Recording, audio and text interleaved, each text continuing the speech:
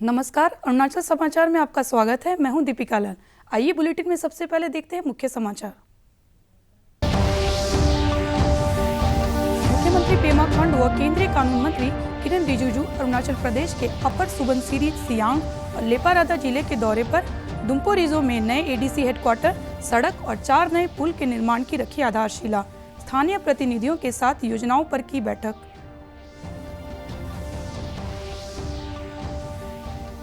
केंद्रीय शिक्षा मंत्रालय ने छात्रों, शिक्षकों और अभिभावकों को परीक्षा पे चर्चा 2023 कार्यक्रम में भाग लेने के लिए किया आमंत्रित। पार्टिसिपेशन विंडो कक्षा 9, 10, 11 और 12 के छात्रों के लिए आधिकारिक वेबसाइट इनोवेटिव इंडिया mygov.in पर 3 दिसंबर तक रहेगी खुली। अरुणाचल प्रदेश विधानसभा के उपाध्यक्ष तेसाम पोंगते ने युवाओं से नशा मुक्त अरुणाचल बनाने के अभियान में सहयोग की अपील की। कहा, सरकार की विकास योजनाओं को प्रभावी तरीके से लागू करने के कारण अब रात के समय भी खेल प्रतियोगिताओं का आयोजन हुआ संभव।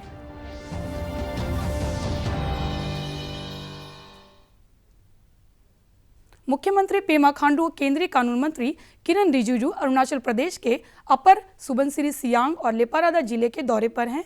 अपर सुबनसिरी जिले के दुम्पो रिजो में मुख्यमंत्री और केंद्रीय मंत्री ने नए एडीसी हेडक्वार्टर, सड़क और 4 नए पुलों के निर्माण की आधारशिला रखी।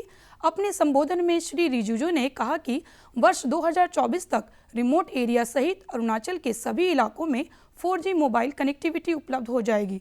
मुख्यमंत्री ने कहा कि राज्य सरकार सभी गांवों को सड़क, बिजली, पेयजल, मोबाइल कनेक्टिविटी सहित आत्मनिर्भर बनने के लिए जरूरी सुविधाओं के त्वरित विकास पर जोर दे रही है। तो बहुत सारा स्कीम्स होता है सेल्फ हेल्प ग्रुप लोगों के लिए। उन लोगों के माध्यम से अपना विलेज इकोनॉमी को हम लोगों को बढ़ाना होगा। विलेज इकोनॉमी बढ़ेगा तो राज्य भी आगे बढ़ेगा और देश भी आगे बढ़ेगा।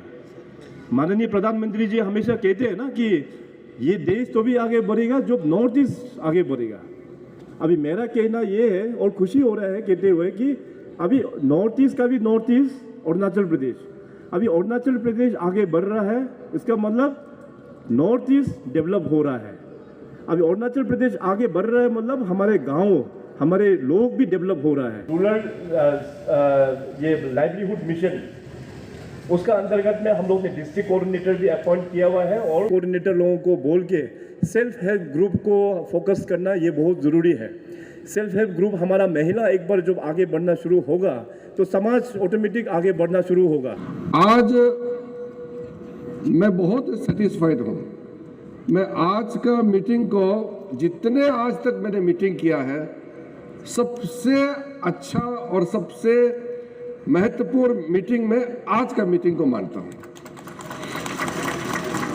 आज का मीटिंग का महत्व खास करके मुख्यमंत्री हम दोनों जब यहाँ पहुँचे तो मीटिंग से पहले कुछ प्रोजेक्ट्स का इनॉग्रेशन करवाया एमएलए साहब ने।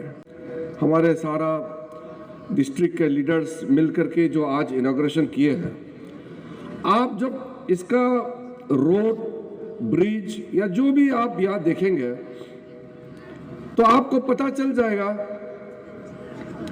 कि हमारा अरुणाचल प्रदेश और खास करके यहाँ दुम्पो रिजो और अपर सुबनसिरी कितना तेजी से आगे बढ़ रहा है, आपको अपने आप अंदाजा हो जाएगा। मुख्यमंत्री पेमा खांडू और केंद्रीय कानून मंत्री किरेन रिजिजू ने अपर सुबनसिरी जिले के वीकेवी कुपो रिजो के डबल स्टोरेज हॉस्टल का उद्घाटन किया। इस अवसर पर विधायक रोदे बुई, न्यातो दुकोम सहित कई गणमान्य व्यक्ति मौजूद थे। मुख्यमंत्री ने वीकेवी कैंपस में छात्रों के साथ पौधारोपण किया। श्री खांडू ने कहा कि स्वच्छ और हरित वातावरण सुनिश्चित करने के लिए स्कूल छात्रों के साथ आम नागरिकों की भागीदारी महत्वपूर्ण है। मुख्यमंत्री और केंद्रीय मंत्री ने वीकेवी कैंपस में विज्ञान प्रदर्शनी का भी निरीक्षण किया और छात्रों में साइंटिफिक टेम्परामेंट को बढ़ावा देने के लिए शिक्षकों की प्रशंसा की। गौरतलब है कि वीकेवी कुपो रिजो की स्थापना वर्ष 1987 में की गई थी और मुख्यमंत्री ने जिला प्रशासन की तरफ से जारी एलपीसी स्कूल के अधिकारियों को सौंपा। मुख्यमंत्री पेमा खांडू और केंद्रीय कानून मंत्री किरेन रिजिजू ने अपर सुबनसिरी जिले के दुम्पोरिजो में तागिन समुदाय के वरिष्ठ सदस्यों के साथ बैठक की। राज्य के विकास में तागिन समुदाय के योगदान की सराहना करते हुए मुख्यमंत्री ने उनके कल्याण के प्रति वचनबद्धता व्यक्त की। बैठक के दौरान विकास और कल्याणकारी योजनाओं पर चर्चा की गई। मुख्यमंत्री पेमा खांडू व केंद्रीय कानून मंत्री किरेन रिजिजू ने राज्य के युवाओं से सरकार की आत्मनिर्भर कृषि, बागवानी और पशुपालन योजनाओं का लाभ उठाने की अपील की है। अपर सुबनसिरी जिले के दिगबाग विलेज में फिश फार्म सह इको रिजॉर्ट का दौरा करने के बाद श्री खांडू ने कहा कि सरकार द्वारा मछली पालन की योजनाओं को बढ़ावा देने से स्थानीय किसानों को आजीविका और अतिरिक्त आय के स्रोत मिल रहे हैं। सरकार की फिश फार्म स्कीम को प्रभावी तरीके से लागू करने और राज्य के युवाओं को स्टार्टअप शुरू करने के लिए प्रोत्साहित करने के लिए मातू दिगबाग की सराहना की। केंद्रीय शिक्षा मंत्री ने छात्रों, शिक्षकों और अभिभावकों को परीक्षा पे चर्चा 2023 कार्यक्रम में भाग लेने के लिए आमंत्रित किया है।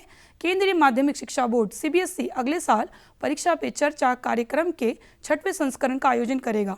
पार्टिसिपेशन विंडो कक्षा 9, 10, 11 और 12 के छात्रों के लिए आधिकारिक वेबसाइट इनोवेटिव इंडिया mygov.in पर 3 दिसंबर तक खुली रहेगी। गौरतलब है कि परीक्षा पे चर्चा एक वार्षिक कार्यक्रम है जिसमें प्रधानमंत्री नरेंद्र मोदी लाइव कार्यक्रम में परीक्षा तनाव और संबंधित क्षेत्रों से जुड़े छात्रों के सवालों का जवाब देते हैं। केंद्रीय सूचना प्रौद्योगिकी मंत्री अश्विनी वैष्णव ने नई दिल्ली में टेलीकॉम सेक्टर और PLI स्कीम पर निर्माता कंपनियों के 42 CEO के साथ बैठक की। शनिवार को आयोजित इस बैठक में भारत को प्रधानमंत्री के विजन के अनुसार टेलीकॉम टेक्नोलॉजी के क्षेत्र में अग्रणी देश बनाने के विषय पर चर्चा की गई।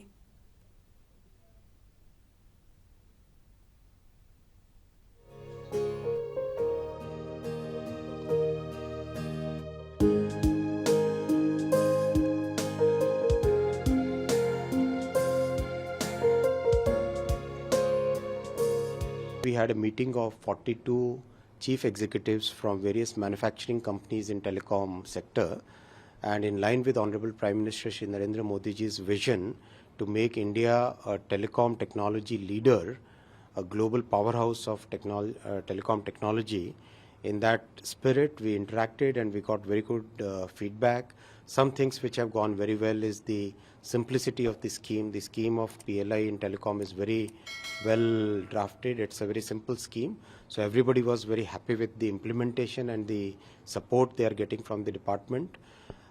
Then many new ideas came on which we have set up 5-6 task forces. A task force has been created for developing component ecosystem. Another task force has been set up for developing 4 or 5 chips and then taking.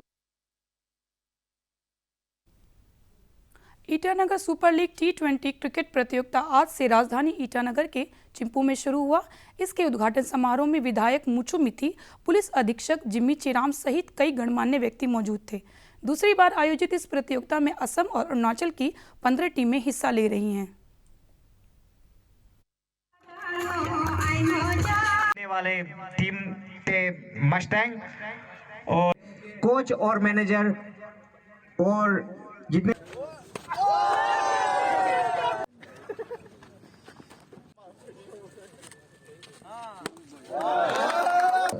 एक जरिया है जिसके through हमारा youth है actually अपने youth के दौरान जब बहुत ज़्यादा इन्फ्लुएंस होते हैं, आदमी जो है बहुत नए समय में होता है, यंग होता है, बहुत अच्छा बुरा का ज्ञान नहीं होता है। ऐसे वक्त में बहुत इम्पोर्टेंट है स्पोर्ट्स जैसे एक्टिविटी से हम जुड़े रहें। इस एक्टिविटी में नॉर्मली हमें समय ही नहीं मिलता है कुछ गलत काम करने में। क्रिकेट जो सारे हमारे स्पोर्ट्स एंड गेम्स है उसमें आई थिंक स्पेशली हमारे देश में cricket is a very common game, हर राज्य में खेला जाता है। अरुणाचल में भी बहुत ही इंटरेस्ट से खेला जाता है। हम भी बचपन में बहुत खेलते थे एंड आई फील कि वन ऑफ द रीजंस जो मैंने सक्सेस पाया है वो गेम्स वगैरह में पार्टिसिपेट करने से जो डिसिप्लिन और जो स्पोर्ट्समैन स्पिरिट है और जो टीम वर्क है जो वो सीखा है, उसी के थ्रू जो लाइफ में भी आगे सक्सेस होने में काफ़ी काम आता है। तो इसके लिए आई वुड रियली कांग्रेचुलेट आप लोग इस तरह का टूर्नामेंट ऑर्गेनाइज कर रहे हैं। जो पार्टिसिपेंट्स हैं उनसे मैं कहना चाहूँगा, सबसे इम्पोर्टेंट होता है आपका टीम बना हुआ है तो टीम वर्क तो आप करेंगे ही। आप गेम खेला है तो गेम में आप अच्छा करेंगे डेफिनेटली, लेकिन आई थिंक एक चीज़ जो हमेशा होना चाहिए वो है स्पोर्ट्समैन स्पिरिट। जब खेलते हैं तो पूरा जोश से खेलें, पूरा दम लगाएं, लेकिन जब खेल खत्म हो जाता है तो उसके बाद जो है आपकी दोस्ती भी बरकरार रहनी चाहिए सारे टीम्स के साथ। अरुणाचल प्रदेश विधानसभा के उपाध्यक्ष तेसाम पोंगते ने युवाओं से अरुणाचल को नशामुक्त बनाने में सहयोग की अपील करते हुए सरकार की आत्मनिर्भर भारत योजनाओं का लाभ उठाने की अपील की है। चांगलांग फुटबॉल क्लब द्वारा चांगलांग में आयोजित प्रतियोगिता के समापन समारोह को संबोधित करते हुए उन्होंने कहा कि सरकार की विकास योजनाओं को प्रभावी तरीके से लागू करने के कारण अब रात के समय भी खेल प्रतियोगिताओं का आयोजन संभव हुआ है। इस फुटबॉल प्रतियोगिता में खारसांग साउथ ने खोंसा फुटबॉल क्लब को हराकर खिताब पर कब्जा किया।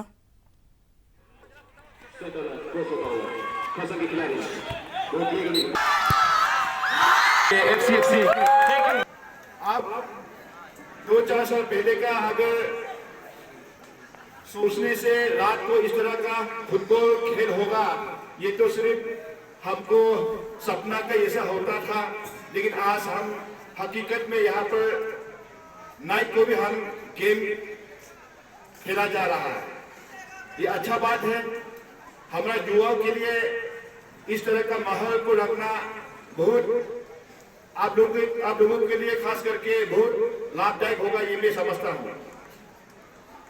यहाँ में जो भी डेवलपमेंट होता है वो आपका इंटरेस्ट को रख करके आपके लिए है। यहाँ पर जो लाइट लगाया गया है इसको हम लोग उद्घाटन करते हुए लगभग 1 साल होने वाला है। तो ये जितना भी डेवलपमेंटल एक्टिविटी आता है वो आप जनता के इंटरेस्ट को रख करके है। तो मैं ये पक्का उम्मीद के साथ ये बोलता हूं कि जितना भी इस खेल का दौरा या इस खेल में भाग लिया वो सब अपना हेल्थ के लिए कॉन्शियसनेस जरूर है और अपना जगह को ड्रग्स फ्री हम रहने के लिए जरूर कोशिश कर रहा है बोल के मेरा ये उम्मीद है। तिरप चांगलांग लोंगडिंग हम अगर कहानी में ड्रग्स में फंसते रहेंगे तो हमारा जिंदगी जो आगे नहीं बढ़ पाएगा। इसलिए मेरा तरफ से यही रिक्वेस्ट है, आज अच्छा शुभ दिन है, हम जो है अपना जिंदगी को ठीक ढंग से समझना है, अपना दिशा दशा को खोना नहीं है। हम ड्रग्स को जब खराब है वो क्या समझता हूं तो सैनिक स्कूल ईस्ट सियांग में गत 1 दिसंबर से 3 दिसंबर तक इंटर हाउस एथलेटिक मीट आयोजित किया गया। तेज, उच्चतम और मजबूत लक्ष्य के साथ आयोजित इंटर हाउस एथलेटिक मीट 2022 कार्यक्रम में 100 मीटर से लेकर 3000 मीटर दौड़, भाला फेंक, शॉटपुट थ्रो, रस्साकसी सहित विभिन्न खेल प्रतियोगिताओं में सैनिक स्कूल के कैडेट्स ने सक्रिय रूप से हिस्सा लिया। इंटर हाउस एथलेटिक मीट 2022 में दिवांग हाउस विजेता रहा, जबकि तिरप हाउस दूसरे स्थान पर रहा। समापन समारोह को संबोधित करते हुए सैनिक स्कूल के प्रिंसिपल कमांडर प्रवीण कुमार पोला ने कहा कि शारीरिक और मानसिक विकास के लिए शिक्षा के साथ ही गैर शैक्षणिक गतिविधियों में कैडेट्स को अच्छे प्रदर्शन के लिए प्रोत्साहित किया जाता है। Any athletics or a sports event in any school will give you tremendous motivation, movement, agility, physical fitness, which is of high importance and backbone for any military service. As you are the future for our country's military service, I expect you all pick up many things from this trophy, similar to other inter-house trophies what we conducted. Pick up the new things. Tawang जिले के जेमीथांग circle में स्थित लुम्पो गांव के government upper primary school के छात्रों ने शनिवार को फिट इंडिया वीक में हिस्सा लिया। इसके तहत जॉगिंग, योगा, पुशअप जैसे मास फिजिकल ट्रेनिंग में छात्रों ने भागीदारी की। इस अभियान का मकसद स्कूली बच्चों को शारीरिक और मानसिक तौर पर फिट बनाना है। अपर प्राइमरी स्कूल लुम्पो के छात्रों ने गाँव में स्वच्छता अभियान भी चलाया। इस दौरान स्कूल के प्रिंसिपल दोरजी नीमा और स्कूल मैनेजमेंट कमेटी के चेयरमैन नवांग चोट्टा ने छात्रों का नेतृत्व किया।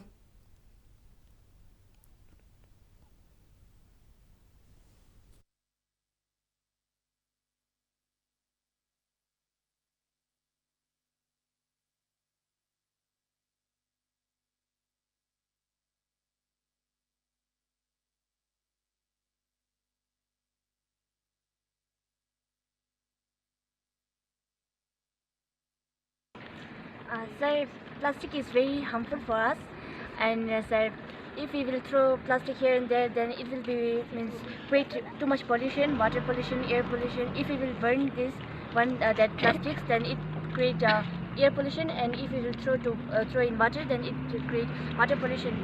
So plastic is the main thing to create pollution. Hornbill festival, जिसे त्योहारों का त्योहार कहा जाता है, नागालैंड का 10 दिवसीय वार्षिक सांस्कृतिक उत्सव है जो लोक नृत्य, पारंपरिक संगीत, स्थानीय व्यंजनों, हस्तशिल्प, कला कार्यशालाओं आदि के माध्यम से समृद्ध और विविध नगा विरासत को प्रदर्शित करता है। हर साल हॉर्नबिल उत्सव 1 दिसंबर से 10 दिसंबर के बीच पूर्वोत्तर क्षेत्र और नागालैंड राज्य में मनाया जाता है। उपराष्ट्रपति जगदीप धनखड़ और नागालैंड के मुख्यमंत्री नेफ्यू रियो ने औपचारिक रूप से नागालैंड के 23वें हॉर्नबिल फेस्टिवल 2022 का शुभारंभ किया। महोत्सव की थीम दिस इज नागालैंड के माध्यम से नागालैंड की अनूठी संस्कृति और कला का प्रदर्शन किया जा रहा है।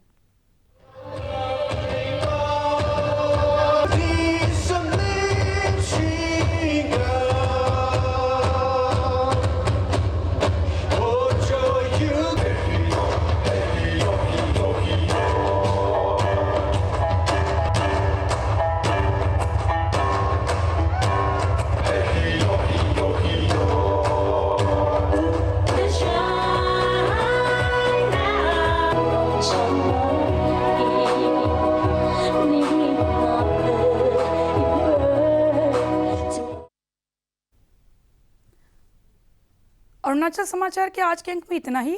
हम कल फिर हाजिर होंगे अरुणाचल और देश दुनिया की खबरों के साथ। चलते चलते आपको बता दें कि आप अरुणाचल समाचार हमारे YouTube channel DD news Arunachal पर भी देख सकते हैं। देखते रहिए अरुण प्रभा। नमस्कार।